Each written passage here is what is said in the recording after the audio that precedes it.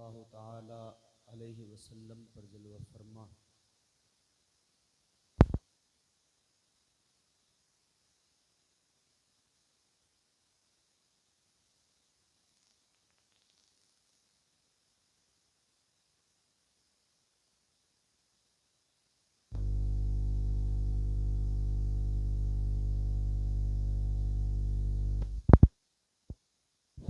Hello. मिंबर रसूल सल्लल्लाहु ताला अलैहि वसल्लम पर जलवा फरमा ज़विल एहतराम उलमाए अहले सुन्नत,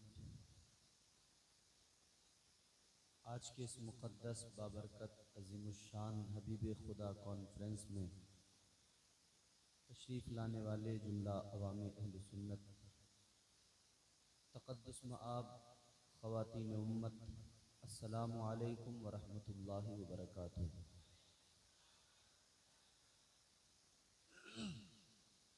माशाअल्लाह, बहुत ही कामयाब, बहुत ही खूबसूरत आज का ये इजलास है।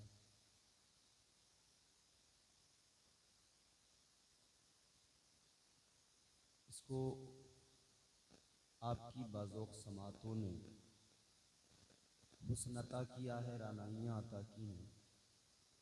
अल्लाह की बारगाह में दुआ करता हूँ, परवरदिगार इस महफ़िल पाक को अपनी बारगाह में शरफ़ कबूलियत अता फरमाए। ठीक हैं आप लोग? कि बंगाल है ना? भालो आछेन?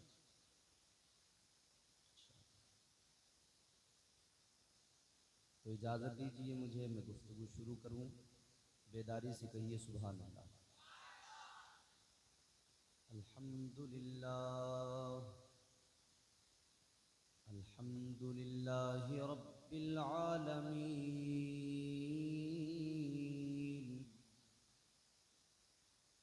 वल आक़िबतु लिल मुत्तक़ीन,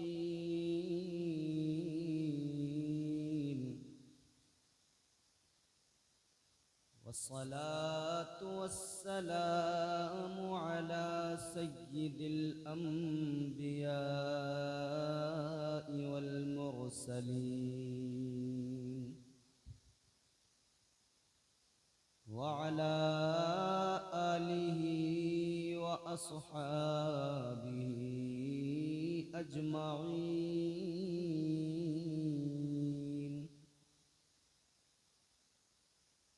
अम्मा बअदु फ़अऊज़ु बिल्लाहि मिनश शैतानिर रजीम।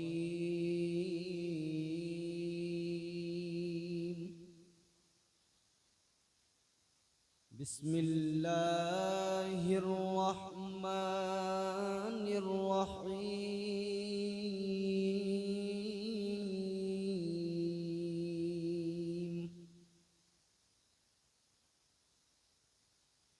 इन्नद्दीन इंदल्लाहिल इस्लाम,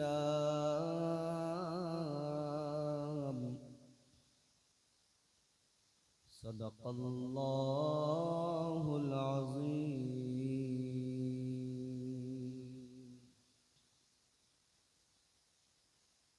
गौसे आज़म बमने बेसरो सामा मददे,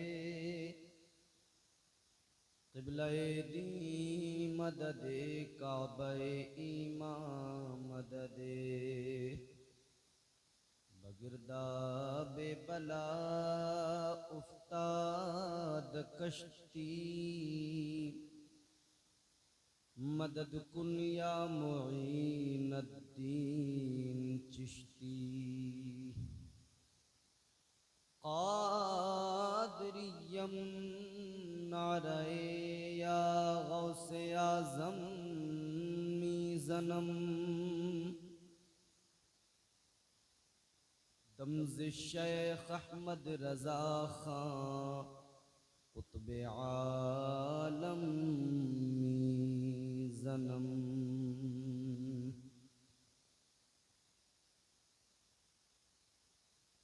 मुहदे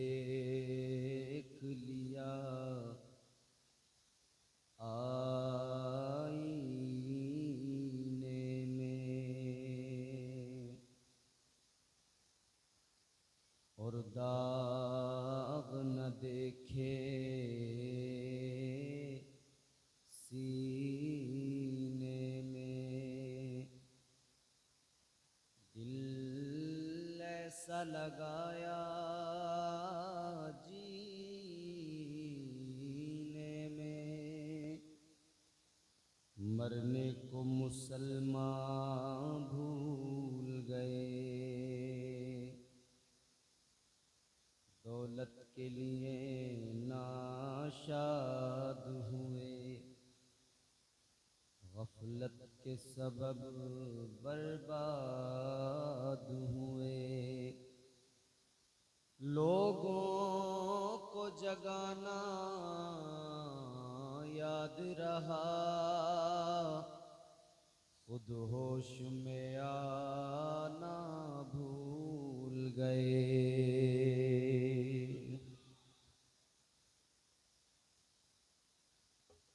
हाज़रीन मोहतरम,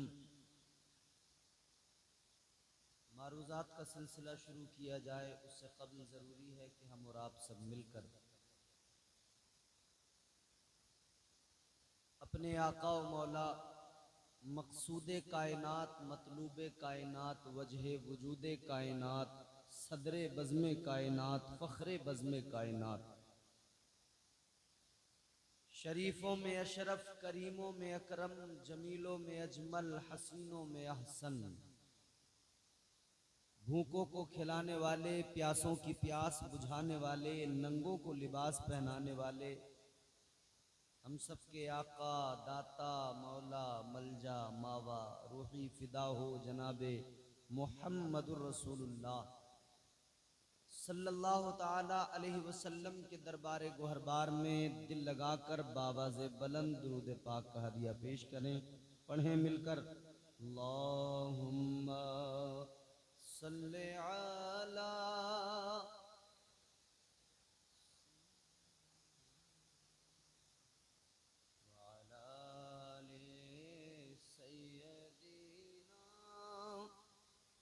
मौलाना मुहम्मद सल्लल्लाहु ताला अलैहि वसल्लम। अभी आपने मुझसे कबल बेहतरीन लबो लहजे को, बेहतरीन गुलूकार को समात किया। मद्दाह खैरुल अनाम वासिफ शाह हुदा जनाब शुआइब रज़ा वारसी, बहुत अच्छा उन्होंने पढ़ा, आप लोग महजूज हुए, मसरूर हुए। मेरे बाद में एक और हिंदुस्तान का अज़ीमुश्शान लबो लहजा, मारूफ तरीन सनाखा, मद्दाह खैरुल अनाम, तूतिए चमनिस्तान रज़ा वासिफ शाह हुदा, मोहतरम मोहतशम जनाब एहसान शाकिर साहिब, इंशाअल्लाह मेरे बाद आप उनके कलाम से मात करेंगे। दीगर अहबाब मिंबर, अरबाब मिंबर और आज के इस जलसे के बेहतरीन नकीब, बेहतरीन नाजिम, मद्दाह नकीब अहले सुन्नत, नब्बाज़ कौम मिल्लत हज़रत सिराज ताबानी साहब बेहतरीन निज़ामत फरमा रहे हैं। उम्दा अशार आप सुन रहे हैं उनसे, और जैसे तस्बीह में दाने एक के बाद एक पिरो दिए जाते हैं, वैसे ही ये लफ्ज़ों की तस्बीह पिरोना जानते हैं। अल्लाह ताला इन हमारे उलमा को सलामत रखे, खूब बरकतें अता फरमाए। चाहता हूँ कि एक मतला ना शरीफ का पढ़कर गुफ्तगू का आगाज़ करूँ, और साथ में अगर बात बन सकी तो एक शेर भी। हालांकि जब इतने अच्छे गुलूकार बैठे हों, इतने अच्छे सना खां, इतने अच्छे शुआरा बैठे हों, तो फिर बनता नहीं हम जैसों का पढ़ना। मगर सिराज भाई अगर पीछे से दुआ देने लगे तो फिर पढ़ना ही चाहिए। मतला हाजिर करता हूँ, मोहब्बत के साथ सुने, दिल लगा के कहें सुभान अल्लाह। तेरे नाम के सहारे देश बंद कर दो और अपने हिसाब से कर लो। तेरे नाम के सहारे या रसूल अल्लाह,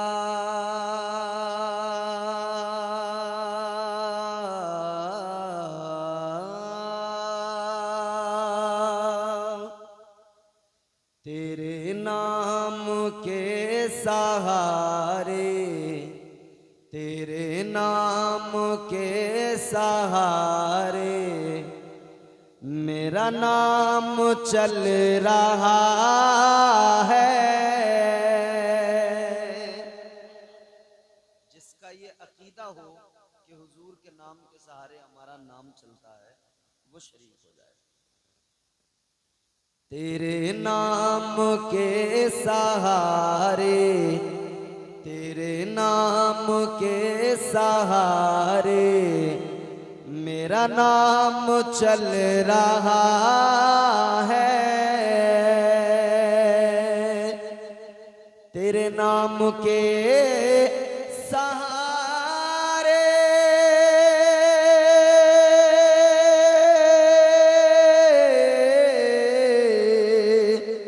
तेरे नाम के सहारे मेरा नाम चल रहा है। तेरा नाम ले रहा हूँ आका, तेरा नाम ले रहा हूँ, मेरा काम चल रहा है। तेरा नाम ले रहा हूँ, तेरा नाम ले रहा हूँ, मेरा काम चल रहा है। तेरे नाम के सहारे मेरा नाम चल रहा है, चलता ही रहेगा इंशाअल्लाह, क्योंकि नाम ही मेरे आका का इतना प्यारा है। कौसर संभली ने इस नाम की अजमत को बयान किया 4 मिसरों के अंदर। क्या कहते हैं? देखना गुफ्तगू महकेगी, सुखन महकेगा, उनका कलमा जो पढ़ेगा वो दहन महकेगा। देखना गुफ्तगू महकेगी, सुखन महकेगा, उनका कलमा जो पढ़ेगा वो दहन महकेगा। सिर्फ एक फूल की पत्ती पे मोहम्मद लिख दो, एक दो फूल नहीं सारा चमन महकेगा। वो प्यारा नाम है मेरे आका। तेरे नाम के सहारे मेरा नाम चल रहा है। तेरा नाम ले रहा हूँ, मेरा काम चल रहा है। शेर हाजिर करता हूं, सुनिएगा। मुझे बेड़ियों में रखते ये जमाने वाले, लेकिन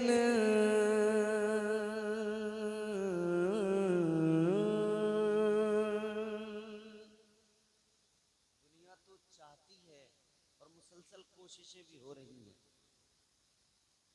कि इस कौम को, मुसलमान को बेड़ियों में जकड़ दिया जाए, कैदोबंद की सौबतों में डाल दिया जाए। मुसलसल कोशिशें हो रही हैं। अच्छा, ये कोशिशें कोई आज की नई भी नहीं है, पहले से होती चली आ रही, हर दौर में हुई। उस दौर को आप देखें जिस दौर में मेरे मुस्तफा हम सब के आका मौला इमामुल अंबिया मक्का शरीफ के अंदर अपने किरदार और अपने अखलाक का मुजाहिरा फरमा रहे थे। अहले मक्का मेरे आका के किरदार से इस दर्जा मुतासिर थे कि हुजूर को सादिकुल वादुल अमीन कहते थे झूठे मगर हुजूर को सच्चा कहते थे। अब आप मेरी एक एक बात को अगर सलीके से सुन लेंगे तो इंशाअल्लाह बहुत कुछ लेके जाएंगे। खुद बहुत बड़े झूठे थे मगर हुजूर को सादिकुल वादुल अमीन कहते थे।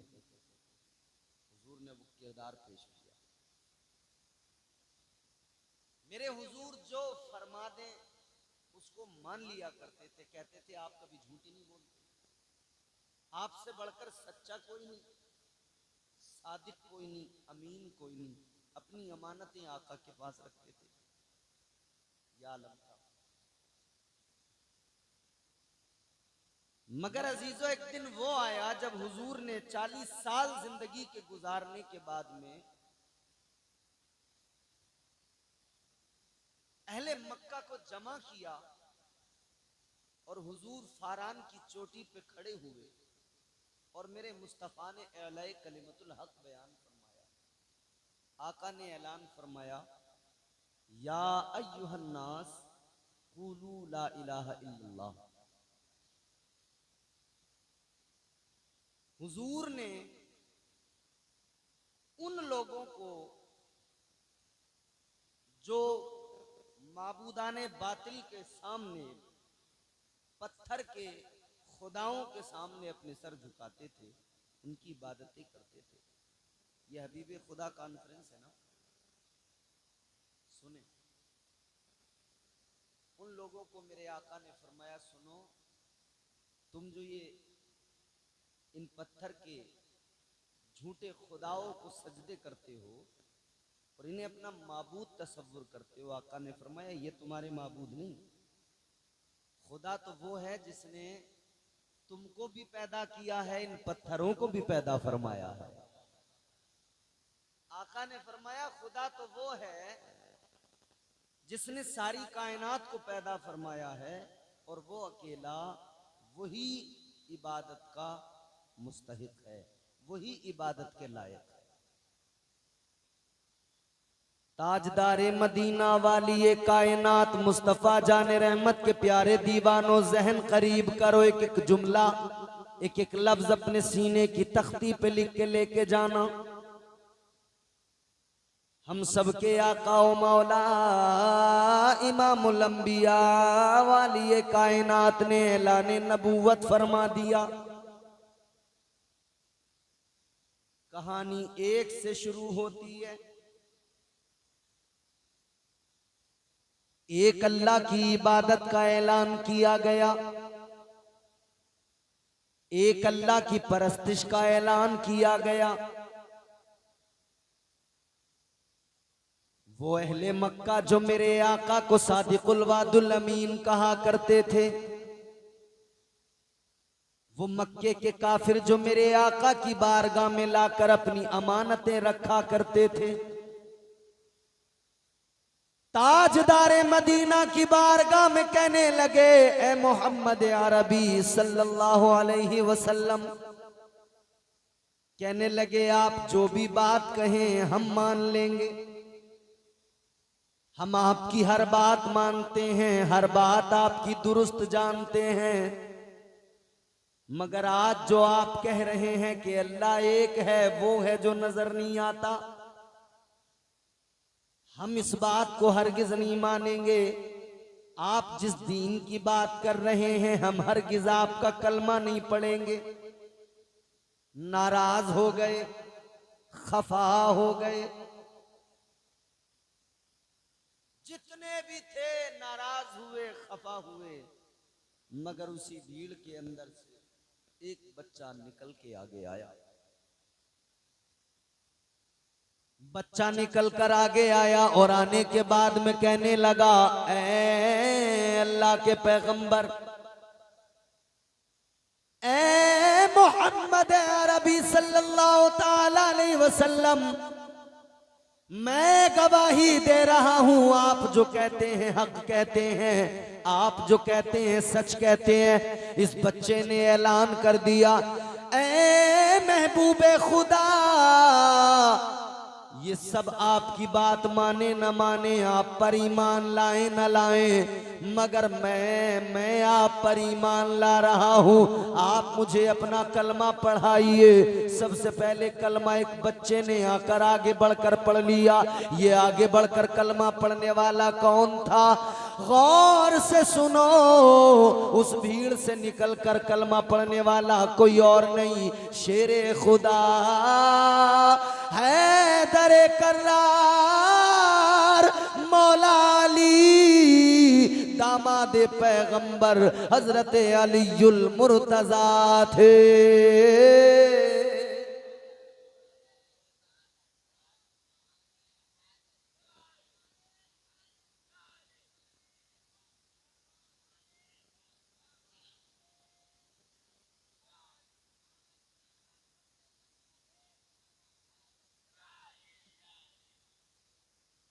एक ने कलमा पढ़ा, एक की इबादत की बात आई तो एक निकल के आया। कहानी एक से शुरू होती है। ये नंबर बड़ा इंपॉर्टेंट है, ये नंबर बड़ी अहमियत का हामिल है। एक अल्लाह की इबादत की बात आई, एक अल्लाह को खुदा मानने की बात आई, एक अल्लाह के आगे सर झुकाने की बात आई। उन सब के दरमियान से एक निकल के आया, और वो जो एक निकल के आया, उस एक ने उन सब के सब को चौंका दिया, और कयामत तक की तमाम नस्ल इंसानी को ये पैगाम दे दिया, हक की बात आए तो ये फिक्र न करना कि मैं अकेला पड़ गया। बात अगर सच्चाई की हो, बात अगर ईमानदारी की हो, अगर हक की ताईद करने की बात आ जाए, ये परवाह न करना कि मैं अकेला पड़ गया, ये न देखना कि लोग किस तरफ हैं, बल्कि ये ऐलान कर दिया। मौला अली ने कलमा पढ़कर दुनिया को मिजाज दिया। बात अगर हक की ताईद की आए और तुम अकेले ही हो, तब तुम अकेले ही खड़े हो जाना, सच्चाई के साथ खड़े हो जाना, ईमानदारी की ताईद कर देना, हक बात का ऐलान कर देना, और दुनिया को बता देना कि मोमिन की शान यही हुआ करती है, अहले ईमान का मकाम यही हुआ करता है। वो किसी भी मैदान में जाए, किसी भी मौके पर हो, वो परवाह नहीं करता जमाने की, वो अकेला खड़ा हो जाता है। वो बुज़दिली का मुजाहिरा नहीं करता, वो दुनिया से नहीं घबराता, वो ताकतवर लोगों से डरता नहीं है, बल्कि वो ला इलाहा की सदाएं बुलंद कर देता है।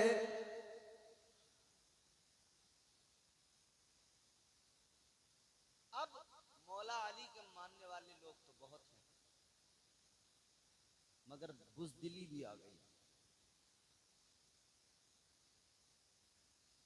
न जाने कितने लोग आज हमारे दरमियान मौजूद हैं जो कहते हैं कि साहब जरा हालात देखो,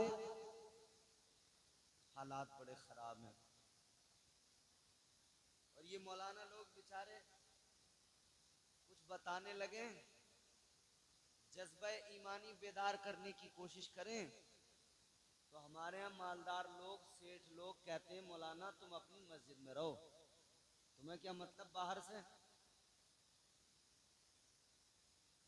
ये कह रहे हैं मौलाना आप क्या जानते हो, आप अपनी मस्जिद संभालो। लेकिन सेठ जी हम आपको बताना चाहते हैं, ये मस्जिद संभालने वाले जब तक इस कौम के मुस्तकबिल को संभालते रहे, ये कौम दुनिया में कामयाब रही। इन मस्जिद के मुसल्लों पे खड़े होने वालों ने जब तक सियासत में अपना सिक्का जमाए हुए थे, तब तक हालात क्या थे? हर जगह इस्लाम का परचम लहरा रहा था। हजरत उमर जैसा खलीफा, अमीरुल मोमिनीन हजरत उमर फारूक आजम मदीना शरीफ में आका की मस्जिद के मुसल्ले पे खड़े थे। नमाजें पढ़ा रहे थे, मगर कैसरो किसरा उनके नाम से कांप रहे थे। बड़े बड़े बादशाह उनके नाम सुनकर घबरा रहे थे। वही हजरत उमर खड़े तो मुसल्ले पे थे, मगर उनका नाम सुनकर बड़े बड़े पहलवानों के पसीने छूट रहे थे। हजरत उमर फारूक आजम का नाम सुन सुनकर बड़े बड़े बादशाहों के ईवान लर्ज़ बरंदाम थे। तो पता ये लगा, जब तक ये सियासत मस्जिदों के अंदर थी, जब तक निज़ाम मुस्तफ़ा की बात मस्जिदों के मुसल्ले से की जा रही थी और लोग मस्जिद के मुसल्ले पे बैठने वाले की पीछे उसकी इक्तिदा में होते थे, तब तक इस्लाम का परचम बुलंद था, इस्लाम का परचम दुनिया में लहरा रहा था। तब तक हालात ये थे, दुनिया में मुसलमान की पोजीशन ये थी, मुसलमान की अहमियत ये थी कि दुनिया में कोई ताकत ऐसी नहीं थी जो मुसलमान से आंख मिला सके। दुनिया में कोई ताकत ऐसी नहीं थी जो मुसलमान को आंख दिखा सके। आप तारीख उठाकर देख लो, तुर्कान तैमूरी ने 800 साल हिंदुस्तान पर हुकूमत की है, अलग अलग नामों के साथ में। तुर्कान सफवी ने अफगानिस्तान में हुकूमत की है, एक लंबा अरसा गुजरा है।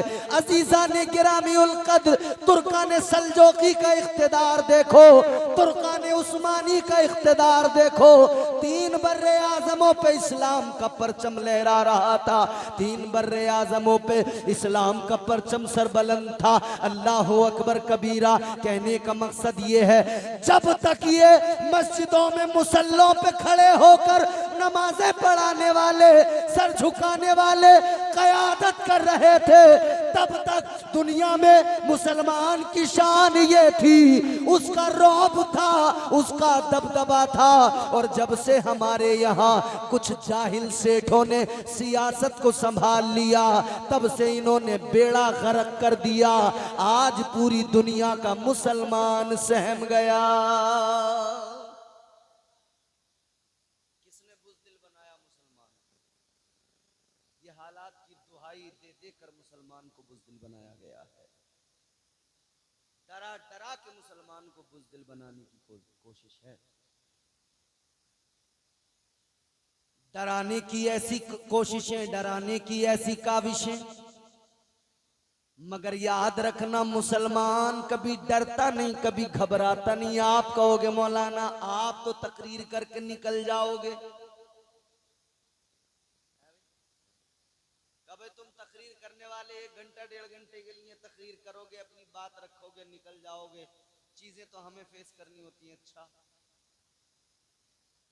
चलो मेरी तकरीर एक तरफ उठा के रख दो, मेरी तकरीर को कोई अहमियत ना दो, मगर मैं तुम्हें एक मुकर्रिर का नाम बताने लगा हूं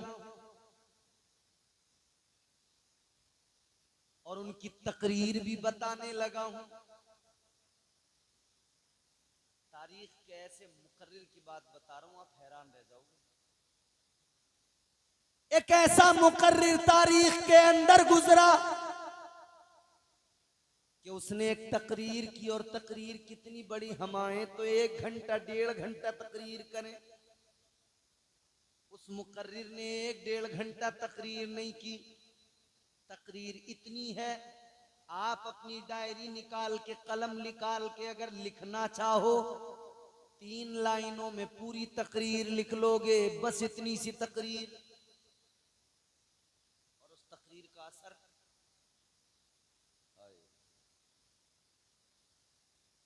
पहले मुकर्रिर का नाम सुनो, ताजदारे मदीना के गुलामों, जिस मुकर्रिर की बात बता रहा हूं उस मुकर्रिर का नाम है हजरत तारिक बिन जियाद। और जिस तकरीर को सुना रहा हूं मुख्तसर सी तकरीर है, मगर उस तकरीर ने कारनामा बड़ा अंजाम दिया, उस तकरीर ने काम बड़ा करके दिखाया। वो तकरीर क्या है? अल्लाह अल्लाह, जब आप मुजाहिदीन इस्लाम को लेकर कश्तियों में सवार होकर दरिया को पार करके उंदुलुस के साहिल पर उतरे, कश्तियों को आग लगा दी गई, कश्तियों को जला दिया गया। फिर हजरत तारिक बिन जियाद ने तकरीर की, आपने फरमाया, ए मुसलमानों, ए मुजाहिदीन, ए नबी के गुलामों, सुनो, कश्तियों को आग लगा दी गई है, कश्तियों को जला दिया गया है, पीछे समंदर है, समंदर की लहरें हैं, समंदर के अंदर खतरनाक जानवर हैं, आगे 1,07,000 कुफ्फार खड़े हैं, उनकी तलवारें हमारा इंतजार कर रही हैं। फरमाने लगे, आगे 1,00,000 काफिर खड़े हैं, हमारे मुंतजिर हैं, पीछे समंदर है, हमारी तादाद कितनी? गिने चुने लोग 1,00,000 के मुकाबले में, भाई 1,00,000 का मुकाबला करने के लिए कम से कम भी हो तो 70,000 तो हो, चलो 30% कम कर दो, मगर 1,00,000 का मुकाबला करने के लिए साथ हजरत तारिक बिन जियाद के साथ में मुजाहिदीन कितने? तकरीबन 800 मुजाहिदीन। हजरत तारिक बिन जियाद ने फरमाया, सुनो, अगर इनसे डर के पीछे हट गए तो पीछे समंदर है, समंदर की लहरों में गर्क होके मरोगे, समंदर के जानवरों की खुराक बन के मरोगे, समंदर के जानवरों का लुकमा बन के मरोगे, और जब मर जाओगे समंदर की लहरों का शिकार होकर तो दुनिया तुम्हें बुज़दिल कहेगी, बुज़दिली की मौत मारे जाओगे। और फिर फरमाने लगे, आगे दुश्मन है, लेकिन अगर आगे बढ़ गए, आगे बढ़कर अगर तुमने जौहर दिखा दिए, अगर मुस्तफ़ा जाने रहमत की मोहब्बत का हक अदा कर दिया, अगर तुमने आगे बढ़कर इन दुश्मनों का मुकाबला कर लिया, तो याद रखना, अगर तुम शहीद हो गए तो दुनिया याद रखेगी, क़यामत तक तुम्हें शहीद का मर्तबा मिलेगा, मरने के बाद अल्लाह का दीदार नसीब होगा, क़यामत के दिन अल्लाह ताला बड़ी इज्जतों से नवाजेगा। और सुनो सुनो, अगर तुमने इनको कत्ल कर दिया और तुम कामयाब हो गए तो सुनो, जमाना तुम्हें गाज़ी इस्लाम कहेगा। इतनी सी तकरीर है। फरमाते, पीछे अगर पलटे तो समंदर में मरोगे, वो बुज़दिली की मौत होगी, और आगे बढ़े, कामयाब हुए तो गाज़ी इस्लाम कहलाओगे, और अगर शहीद हो गए तो इज्जत अल्लाह ये अता करेगा कि मर्तबे शहादत वो है कि जिसको अल्लाह ताला ने बड़ी बुलंदी अता की है, रब का दीदार तुम्हें अता किया जाएगा। इतनी सी तकरीर, इसका असर जानते हो कितना बड़ा हो? ये सारे नबी के गुलाम इस तकरीर को सुनकर आगे बढ़ गए, और इन्होंने कह दिया, हम बुज़दिल नहीं, मुस्तफ़ा के गुलाम हैं, हम बातिल ताकतों की तादाद देखकर घबरा कर पीछे नहीं हटते, आगे बढ़ गए। आगे बढ़कर जब मुकाबला किया, खुदा की कसम तारीख गवाह है, इन्होंने हजारों उन दुश्मनों के गले काट दिए, हजारों को वहीं काट के रख दिया। उस तकरीर का नतीजा ये निकला, जो मिटाने आए थे वो खुद मिट गए। उंदुलुस में इस्लाम का परचम लहराने लगा, पता लग गया बुज़दिल को आखिरकार मरना ही होता है।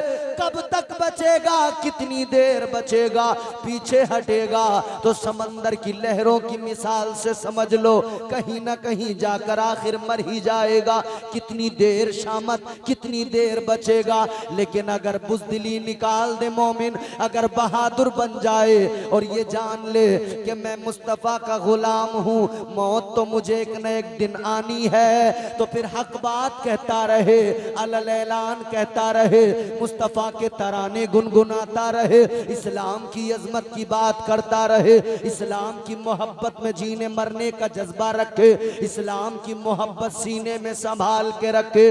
याद रखना, अगर ऐसे आलम में, इस दुनिया में किसी के जुल्म का निशाना बन गया तो शहीद कहलाएगा, और अगर वो दुनिया के अंदर इसी शान से जीता रहा तो इस्लाम का शेर कहलाएगा।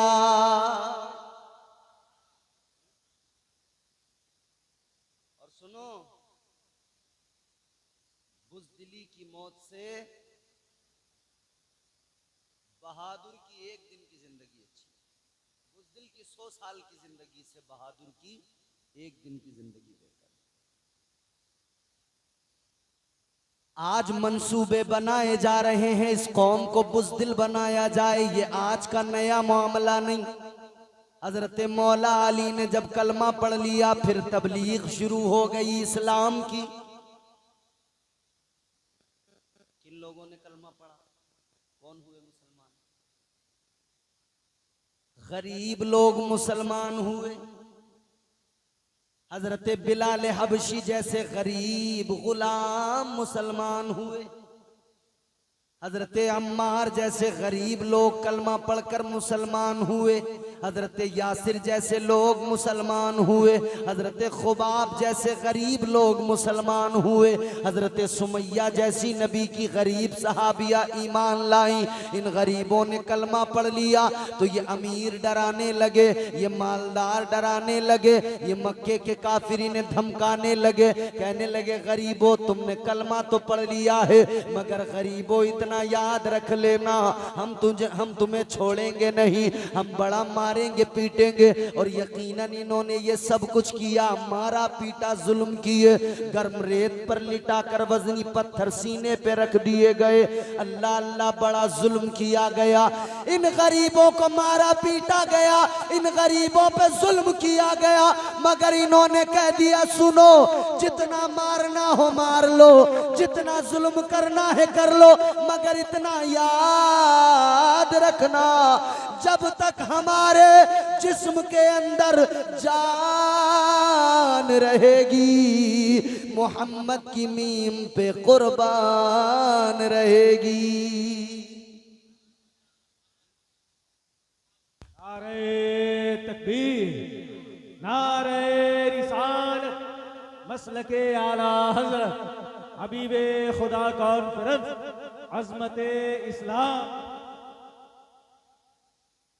समझ आ रही है बात आपको? इस्लाम था, इस्लाम है, इस्लाम रहेगा। कुरान था, कुरान है, कुरान रहेगा। इस्लाम की गर्दन पे हुसैन इब्ने अली का एहसान था, एहसान है, एहसान रहेगा। तो जुल्म किए गए और इनसे पता है क्या कहा गया?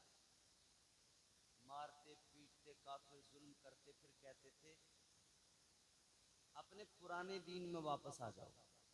क्या कहते थे? अपने पुराने दीन में वापस आ जाओ।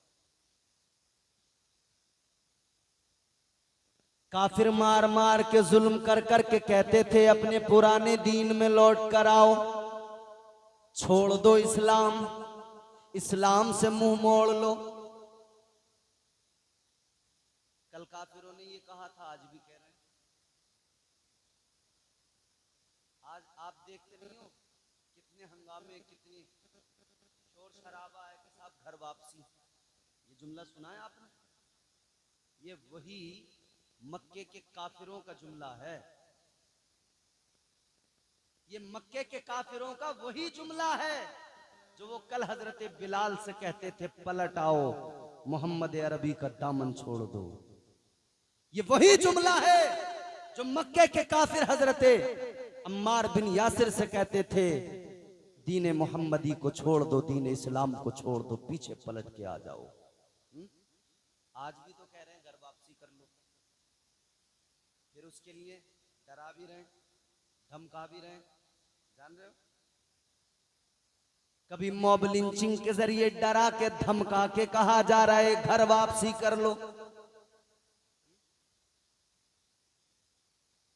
मुख्तलिफ तरीकों से जुल्म सितम कर कर के कह रहे हैं पीछे पलट आओ। कह रहे हैं वापस हिंदू हो जाओ, यहूदी कह रहे हैं वापस यहूदी हो जाओ, ईसाई कह रहे हैं वापस ईसाई हो जाओ। मगर मुसलमान है, जुल्म सह रहा है, मगर दुनिया को बता रहा है जमाने वालों याद रखना, तुम ज्यादा से ज्यादा क्या करोगे, जुल्म करोगे, मारोगे, पीटोगे, कत्ल करोगे और क्या। हमें मार पीट कर तुम मिटा नहीं सकते, इस्लाम को मिटा नहीं सकते। वजह यह है फानूस बन के जिसकी हिफाजत हवा करे, वो शम्मा क्या बुझे जिसे रोशन खुदा करे।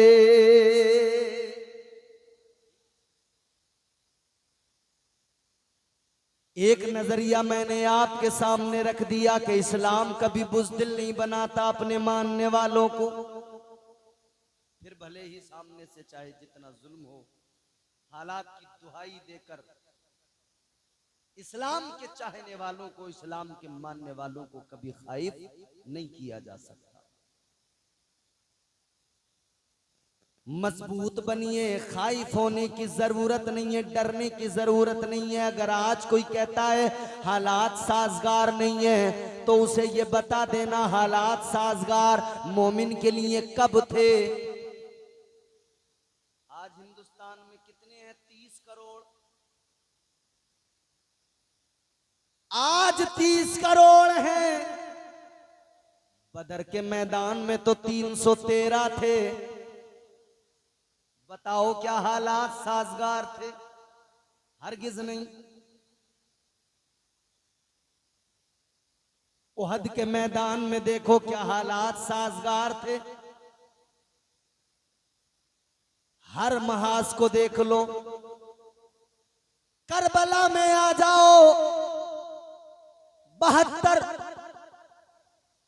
गाजियाने इस्लाम खड़े हैं, 72 इमाम हुसैन के रुफका खड़े हैं, सामने से 22,000 यजीदी खड़े हैं, तलवारें निकाले हुए, कहते हैं डर जाओ। 22,000 तलवारें सामने से डराना चाहती हैं। सामने से हुकूमत है, ताकत है, इख्तिदार है, मनसब है, और कहा जा रहा है डर जाओ। हुसैन ने कहा हालात जैसे भी हो, हम डरने वाले लोग नहीं हैं, हम जान तो दे सकते हैं मगर इस्लाम को हम छोड़ नहीं सकते। हम जान तो दे सकते हैं मगर मुस्तफ़ा जाने रहमत का लाया हुआ ये दीन, ये मजहब, ये पाकीज़ा मजहब इस्लाम, हम इसकी बका, इसकी हिफाजत, शरीयत के तहफ़्फ़ुज़ के लिए खड़े रहेंगे। इमाम पाक ने करबला में पैगाम दे दिया, ऐ मेरे मानने वालों याद रखना, कयामत तक के लिए होशियार रहना। अगर हुकूमतें तुम्हें डराए, हुकूमतें तुम्हें धमकाए, तो तुम्हें डरने की जरूरत नहीं है, बुज़दिल नहीं बनना। भले ही मर जाना, भले ही आप जो है शहीद हो जाना, मगर बुज़दिल की मौत न मरना, बुज़दिल न बनना, बुज़दिली का मुजाहिरा न करना, बल्कि दुनिया से एक न एक दिन जाना है। जाना तो इस शान के साथ जाना कि जब तुम्हारा जनाजा उठाया जाए, जनाजा लेकर चला जाए, देखने वाले कहे देखो देखो ये मुस्तफ़ा का गुलाम जा रहा है, देखो देखो ये नबी का वफादार जा रहा है। और जब मरने के बाद में कब्र में पहुंच जाओ तो कब्र में फरिश्ते भी कह दे देखो ये जन्नत का हकदार आ रहा है।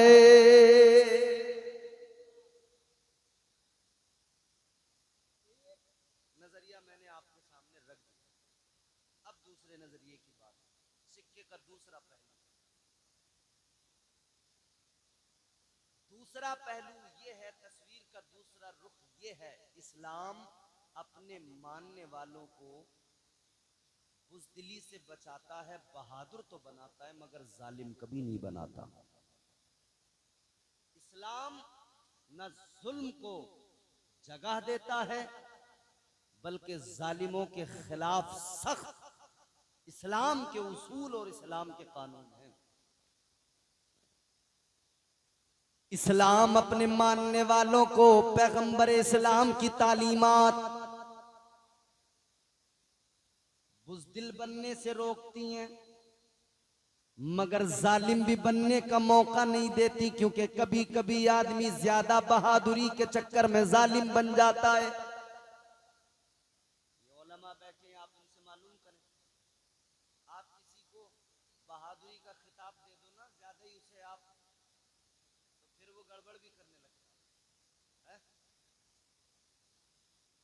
आपने अपने इलाके में एक नेता खड़ा किया, अपनी कौम से उसको बहादुर बहादुर बहादुर कह कह के, शेर कह कह के आपने गले में खूब फूल माला डाल दिए, आपने उसे मसनद पे बिठा दिया, आपने उसे कुर्सी तक पहुंचा दिया, मगर फिर देखने में आता है जिसको आपने मसनद तक पहुंचाया था वो अब ये कोशिश कर रहा है कि आपकी गर्दन पे पैर रखना चाहता है। वो अब जालिम बन गया।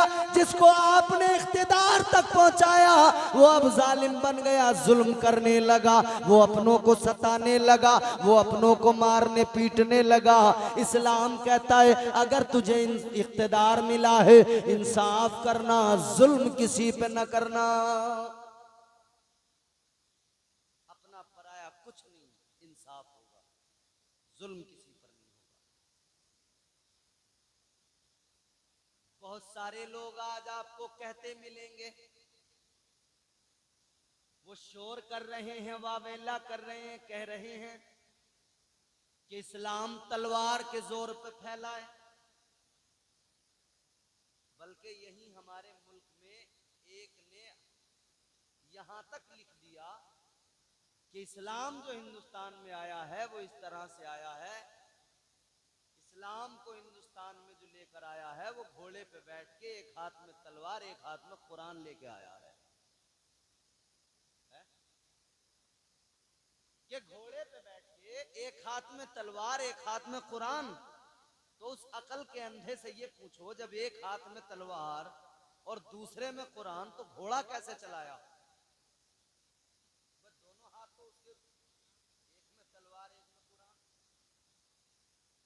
आ रहा है तो बोलिए सुभान अल्लाह, जोर से बोलिए सुभान अल्लाह। एक हाथ में अगर तलवार और दूसरे में कुरान तो फिर घोड़ा कैसे चलाया? हाथ तो दोनों व्यस्त।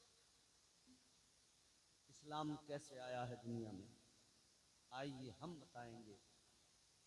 पैगंबर इस्लाम का किरदार बताएगा इस्लाम कैसे आया दुनिया में। मुस्तफा जाने रहमत वाली ये कायनात, ताजदारे मदीना, महबूबे खुदा, हम सबके आका व मौला इमामुल अंबिया,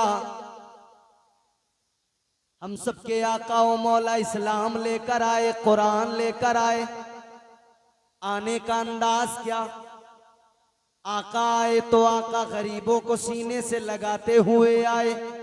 मुस्तफा जाने रहमत आए तो आने का अंदाज ये, ताजदारे मदीना मजलूमों के सरों पर दस्त शफकत रखते हुए आए।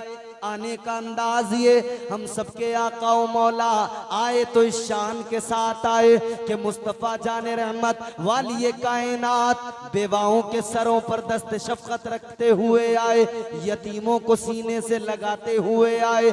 ये इस्लाम की शान है, ये पैगंबर इस्लाम की शान है। आगे बढ़ो मेरे अजीजों, मैं आपको तारीख बता रहा हूँ इस्लाम दुनिया में कैसे फैला है। उधर मेरे आका ने इस्लाम की तबलीग की है। आका के चाहने वाले मुस्तफ़ा जाने रहमत के गुलाम ताजदारे मदीना के सहाबा हुजूर के साथ साथ हैं। जुल्म तो सह रहे हैं, तकलीफें तो बर्दाश्त कर रहे हैं। मुस्तफ़ा जाने रहमत और आका के सहाबा तकलीफें तो बर्दाश्त कर रहे हैं, रास्ते में कांटे डाल दिए गए, आका फिर भी दुआ दे रहे हैं। ऊंट की ओझड़ी डाल दी गई, मुस्तफ़ा जाने रहमत फिर भी दुआएं दे रहे हैं। ताइफ ताइफ में पत्थर मारे गए, हम सबके आका फिर भी दुआएं दे रहे हैं। हालात ये हैं अजीजों, बड़े जुल्म किए गए, बड़े जुल्म किए गए, मगर जुल्म का बदला जुल्म नहीं होता, ये इस्लाम ने सिखाया है। जबर का बदला जबर नहीं होता, ये इस्लाम ने सिखाया है। आगे बढ़ो, मैं आपको लेकर चलता हूं इंडोनेशिया। इंडोनेशिया एक मुल्क है, आप जानते हैं। इंडोनेशिया उस वक्त में, इंडोनेशिया में बुद्धिस्ट लोग रहते थे, गौतम बुद्ध के मानने वाले। अरब के कुछ मुसलमान तिजारत करने के लिए पहुंच गए इंडोनेशिया। ऊंटों पर गल्ला लाद कर लेकर गए, अनाज लाद कर लेकर गए, पहुंच गए इंडोनेशिया के अंदर बिजनेस करने के लिए, तिजारत करने के लिए। और जब किसी मुल्क में आपको तिजारत करना हो तो वहां की गवर्नमेंट से इजाजत चाहिए। पहले भी यही था कि वहां के बादशाह से इजाजत चाहिए। इंडोनेशिया ये मुसलमान पहुंच गए, गल्ला लेकर पहुंचे, अनाज लेकर पहुंचे, बेचने के लिए, तिजारत करने के लिए। बादशाह के पास पहुंच गए, बादशाह से जाकर इजाजत मांगी। कहा बादशाह हम तिजारत करने आए हैं, हम इंडोनेशिया के बाजार में अपना गल्ला बेचना चाहते हैं, अनाज बेचना चाहते हैं, तिजारत करने की गरज से आए हैं। अल्लाह अकबर कबीरा, गौर कीजिए अजीजों, जरा तवज्जो कीजिए। जब इजाजत मांगी है, बादशाह ने कहा मैं तुम्हें इजाजत नहीं दूंगा, यहाँ पर तुम्हें तिजारत की कोई इजाजत नहीं है, यहाँ तुम्हें बिजनेस की इजाजत नहीं है। अल्लाह अल्लाह, ये नबी के सहाबा, ये अरब के मुसलमान अल्लाह अकबर कबीरा कहने लगे, ऐ बादशाह वजह क्या है, इजाजत क्यों नहीं देते? हर हुकूमत, हर बादशाह क्या चाहता है, बस इतना कि उसके यहाँ अगर तिजारत की जाए तो उसे टैक्स दिया जाए। ऐ बादशाह हम टैक्स देने को तैयार है, मगर तुम इजाजत तो दे दो, अपने बाजार में हम अपने सामान को बेच सके, इजाजत दे दो, टैक्स जितना कहोगे देने को तैयार है। वो बादशाह कहने लगा सुनो, बात टैक्स की नहीं है। का फिर बात क्या है? बादशाह कहने लगा सुनो, बात ये है यहाँ कहत पड़ गया है, यहाँ कहत साली है, यहाँ पे अनाज की कमी हो गई है, गल्ले की कमी हो गई है, यहाँ के लोग तुम्हें तिजारत नहीं करने देंगे, बल्कि जान लो तुमसे सब कुछ छीन लेंगे, लूट लेंगे तुमको, तुम पर जो है तुम्हें लूट लिया जाएगा। तुम तिजारत करने नहीं लुटने आए हो। याद रखो यहाँ अनाज की बड़ी किल्लत है, खाने को अनाज नहीं मिल रहा है, लोग परेशान हाल है। और जब हालत ये हो जाती है तो जिंदगी बचाने के लिए इंसान हर मुमकिन कोशिश करता है, हर आखिरी कोशिश किया करता है। अल्लाह अकबर कबीरा। वो बादशाह कहने लगा कि अब ये अपनी जिंदगी की बका के लिए कुछ नहीं देखेंगे, ये तुम्हें लूट लेंगे, तुम्हारा गल्ला लूट लेंगे, तुम्हारा अनाज लूट लेंगे, इसलिए मैं तुम्हें इजाजत नहीं दे रहा। तुम चले जाओ वापस अपने मुल्क, तुम चले जाओ अपना अनाज लेकर। अब ये सहाबा बाहर निकले, लेकिन सब मशवरा करने लगे, ये मुसलमान मशवरा करने लगे, ये आका के गुलाम मशवरा करने लगे, कहने लगे हम तिजारत तो किया करते हैं, कभी शाम के बाजारों में जाते हैं, कभी दुनिया के मुख्तलिफ मुमालिक में जाते हैं, हम तिजारत तो किया करते हैं, हम मुनाफा भी कमाते हैं, मगर इन्होंने मशवरा किया चलो आज वो मुनाफा कमाया जाए, आज वो मुनाफा जमा किया जाए, जो मुनाफा कब्र में मिले, जो मुनाफा हश्र में मिले, वो मुनाफा कमाया जाए। जिसकी तालीम ताजदारे मदीना ने दी है वो मुनाफा कमाया जाए, जिसका सबक इमामुल अंबिया ने पढ़ाया है। कहने लगे यहाँ अनाज की कमी है, यहाँ लोग भूख से मर रहे हैं, तो ये भी तो इंसान है, भले ही ईमान नहीं लाए हैं, भले ही मुसलमान नहीं है, लेकिन इंसान तो है है, इंसानियत के नाते हमारा फर्ज बनता है, हमारे पास ये जो 500 ऊंटों पर अनाज लदा हुआ है, ये जो हमारे पास में गल्ला है, अब हमारी जिम्मेदारी बनती है इंसानियत की बका के लिए, यहाँ के लोगों की जिंदगियों की सलामती के लिए हम ये सारा का सारा अनाज इनको दे दें। मशवरा कर लिया, वापस आए बादशाह के पास। बादशाह ने कहा मैंने तो आप लोगों को सच्चाई बता दी, लेकिन आप अभी तक वापस नहीं गए, आप आखिर क्यों रुके हुए हैं? चले जाइए वरना लुट जाओगे। इन मुसलमानों ने, आका के गुलामों ने कहा ए बादशाह हम आज लुटने नहीं आए, अपनी जिंदगी का सबसे बड़ा मुनाफा कमाने आए हैं। ए बादशाह तिजारत किए बगैर नहीं जाएंगे, तिजारत जरूर करेंगे। बादशाह ने कहा मतलब? कहने लगे बादशाह ये 500 ऊंट है, इन पर ये गल्ला है, अनाज लदा है। ए बादशाह हमने फैसला किया है हम ये सारा का सारा अनाज, ये सारा का सारा गल्ला आज आपको फ्री में दे दें, इसलिए कि आपके मुल्क के लोग ये सब आखिर इंसान ही तो हैं, और इंसानियत को बचाना ये जिम्मेदारी है हर इंसान की। इंसानियत के हुकूक के लिए लड़ना ये जिम्मेदारी है हर इंसान की।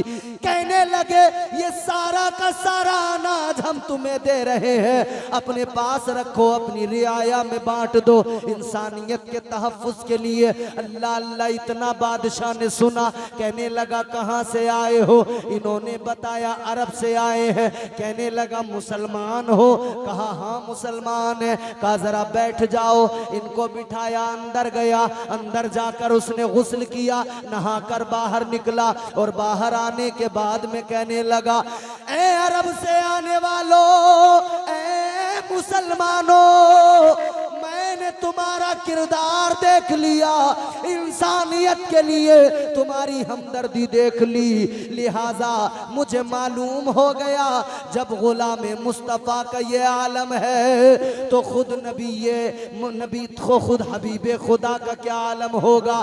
जब उनके गुलामों का ये किरदार है तो फिर महबूब खुदा का क्या किरदार होगा।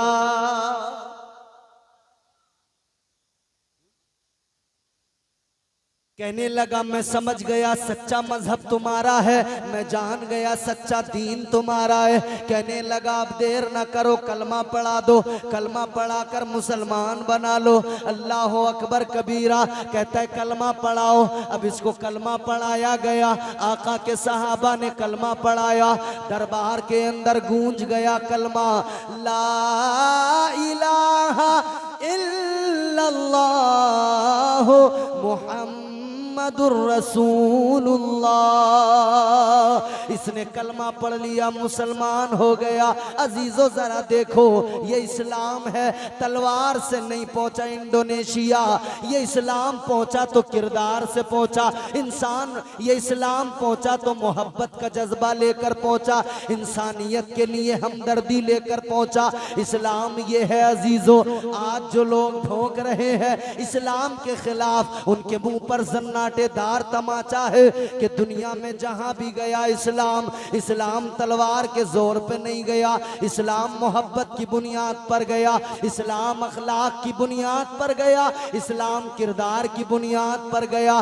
तवज्जो फरमाइए, कलमा तो इस बादशाह ने पढ़ लिया, लेकिन मुसलमान की फितरत है, जब मुसलमान कोई ऐसा काम करता है, जब मुसलमान कोई ऐसा मामला देखता है, जज्बे ईमानी बेदार होता है, फिर मुसलमान नारा लगा देता है।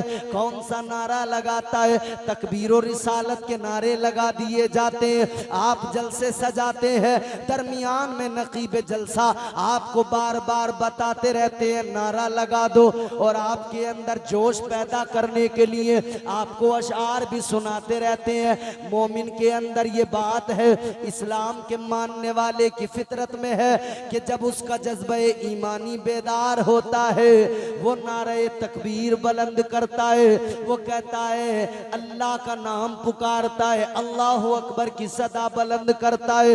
मोमिन अपने आका को पुकारता है, या रसूल अल्लाह का नारा लगा दिया करता है। आप भी नारे लगाते हो और सारी दुनिया का मुसलमान नारा लगाता है, लेकिन ये नारा जब मोमिन लगाए तो दुश्मन घबराए, जब मोमिन आका को पुकारे तो दुश्मन घबरा जाए, दुश्मन कांप जाए। तकबीर का नारा ऐसा है जो ऐवाने बातिल के अंदर जलजला पैदा कर देता है। अल्लाह अकबर कबीरा, बादशाह ने कलमा पढ़ लिया तो इन मुसलमानों ने नारा लगा दिया, नारे तकबीर, नारे तकबीर। अल्लाह का नाम पुकारे बंदा तो फिर आराम से नहीं। मुझे पता नहीं, मैंने टाइम देखा नहीं था किस वक्त मैंने तकरीर शुरू की, लेकिन हाँ ये जानता हूं कि अब बहुत जल्दी खत्म करने वाला हूं और यकीनन वक्त भी हो चला है और एहसान शाकिर साहब भी पढ़ेंगे, फिर बाद में भी आगे की जो फहरिस्त होगी हमारे नकीब साहब उसी तरह से जलसा आगे बढ़ाएंगे। मगर मेरी आखिरी बातें जरा गौर से सुनो। नारा बुलंद कर दिया गया, नारे तकबीर, जोर से बोलो नारे तकबीर। जब वहां नारा लगा तो वहां बाहर जो फौज थी, महल के बाहर वो जो जनरल था फौज का, जो कमांडर था, चीफ इंचार्ज, चीफ कमांडर, वो घबरा गया। उसने सोचा कि शायद मुसलमानों ने अंदर बादशाह पे हमला कर दिया। उसने जल्दी चारों तरफ फौज लगा दी। नारा सुन के लोग ऐसे डर जाते हैं। चारों तरफ उसने फौज लगा दी का शायद बादशाह पे हमला हो गया। एक टुकड़ी अपने साथ लेके आया, फौजियों को लेके चला, अंदर महल में दाखिल हुआ, दरबार तक पहुंचा और इसने फौरन अपनी फौज के दस्ते को हुक्म दिया कि इन मुसलमानों को पकड़ो, उठाओ तलवारें, मुसलमानों पर हमला कर दो। जब ये फौजी आगे बढ़े तो बादशाह ने कहा रुक जाओ, आगे मत बढ़ो। बादशाह ने उस कमांडर से कहा क्या हुआ तुझे, क्यों आखिर तू फौज लेकर अंदर चला आया? उसने कहा साहब ये नारा जो लगा रहे हैं ये वही नारा है जो मैदान जंग में मुसलमान लगाते हैं, तो मैं तो ये समझा कि इन्होंने हमला कर दिया। बादशाह ने कहा हाँ हमला तो किया है इन्होंने। बादशाह कहने लगा इन्होंने हमला तो किया है, मगर सुन ले, इन्होंने जो हमला किया है वो हमला तलवार से नहीं बल्कि इन्होंने अपने किरदार से हमला किया है। इन्होंने तलवार से हमला नहीं किया, हथियार से हमला नहीं किया, इन्होंने अपनी गुफ्तार से हमला किया है। और ये हमला ऐसा कि इन्होंने मेरा दिल जीत लिया है। फौज के कमांडर ने कहा भाई क्या मामला हो गया? पूरी जब बात बताई गई तो फिर उसने कहा बादशाह आप हमारे बादशाह हो, आप इस मुल्क के बादशाह हो, हम आप के मातहत हैं, आपके हुक्म पर चलने वाले फौजी हैं आपके। बादशाह जब आपको हक समझ में आ गया, आपने कलमा पढ़ लिया, तो भला हम क्यों पीछे रह जाएं? फौजियों का वो फौज के दस्ते का कमांडर वो कहने लगा बादशाह जब आपने कलमा पढ़ लिया तो हम भी पीछे नहीं रहेंगे। उसने भी कलमा पढ़ा, ला इलाहा इल्लल्लाहु मुहम्मदुर रसूलुल्लाह। नतीजा इंडोनेशिया में इस्लाम फैल गया। बोलो आज इंडोनेशिया में है मुसलमान ना काफी तादाद में। इंडोनेशिया में इस्लाम मोहब्बत के जरिए पहुंचा। अच्छा हिंदुस्तान के बारे में जो लोग कहते हैं कि साहब हिंदुस्तान में तलवार, इस्लाम तलवार लेके कभी नहीं आया। तलवार लेके आया एक शख्स, जमीन हासिल करने आया, शहाबुद्दीन गौरी आया, तलवार लेके आया, फौज लेके आया। नतीजा क्या निकला? पृथ्वीराज चौहान राजा शहाबुद्दीन गौरी को घेर घेर के मारा, दौड़ा दौड़ा के मारा। तो हिंदुस्तान में जो तलवार लेके आया था उसे तो दौड़ा दौड़ा के मारा गया था, जो फौज लेके आया था उसे तो दौड़ा दौड़ा के मारा गया था। मगर हाँ, जब ये शहाबुद्दीन गौरी पिट के जा रहा था, मार खा के जा रहा था, तब एक फकीर आ रहा था, जबान पे अल्लाह अल्लाह, उसके हाथ में तलवार नहीं तस्बीह थी, उसकी जबान पर अल्लाह के जिक्र की सदाएं थी। वो जब फकीर आया तो इस फौजी दस्ते ने देखा, बाबा किधर, कहां का इरादा? अल्लाह वाले ने कहा हिंदुस्तान का इरादा है। मकसद का मकसद कुछ नहीं, हिंदुस्तान हासिल करना, इस्लाम फैलाना, हिंदुस्तान पे हुकूमत। फौजी कहने लगे, ए बाबा हमें जरा देखो, अभी मार खा के आ रहे हैं, पिट के आ रहे हैं, हमारे पास तलवारें हैं तब पिट के आ रहे हैं, आपके पास तो तस्बीह है, आपका क्या बनेगा? फकीर ने कहा, सुनो, तुम खुद आए थे, मुझे मुस्तफा ने भेजा है, ये आने वाला फकीर कोई और नहीं, हिंदुस्तान के राजा ख्वाजा गरीब नवाज है। फरमाया, तुम जमीन हासिल करने आए हो, तुम खुद आए हो और मुझे भेजा गया है। फौजियों ने कहा, जा तो रहे हो मगर जरा हमारे बादशाह से, हमारे सरदार से मिल लो। शहाबुद्दीन गौरी के पास लेकर गए। शहाबुद्दीन गौरी ने कहा, बाबा ए फकीर दरवेश, ज्यादा कुछ तो नहीं कहूंगा, मगर बस इतना बताना चाहता हूं, यहाँ की जो फौज है बड़ी ताकतवर है, इनका मुकाबला नहीं किया जा सकता इतनी आसानी से। आप जा रहे हो मगर तन्हा हो, अकेले हो, कैसे करोगे, कैसे करोगे?